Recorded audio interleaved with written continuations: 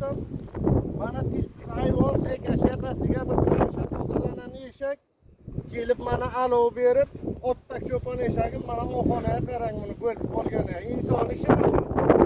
Buni oxonaga qarang eshak qo'yib pishgan. Ana Xudodan topsin shu eshakdek bo'lsin. Nima tilsiz hayvon, nima gunohi bor buni? Mana qaranglar bo'lgan oxona terlari yonib tirishib buna janovar bo'lib qolaniga qarang eshak oxolaga qarang buni. İnson ishimi shu, inson ishimi? Zekash yaqasida bezalar bir qamishga tozalanan eshagi hech bo'lmasa alovdan oldin olib bir joyga qoqish mumkin-ku. İnson ishimi shu, qaranglar qani. İnson ishimi shu? Xudoyim shu hayvondan ham battar bo'lsin, Xudojonim ekan. İnson rahmi keladi, buni oxolaga qarang, bo'lib o'tirgan oxolaga qarang. Otda cho'pon eshak shera tozalaganman, zekashdan sug'orib shuni bezalarni qamishga tozalagan eshagim kelib alov berib mana oxolaga qarang, eshak bo'lib to'xtagan. Kimdu qayerda bo'lsa o'zidan bilib kelsin.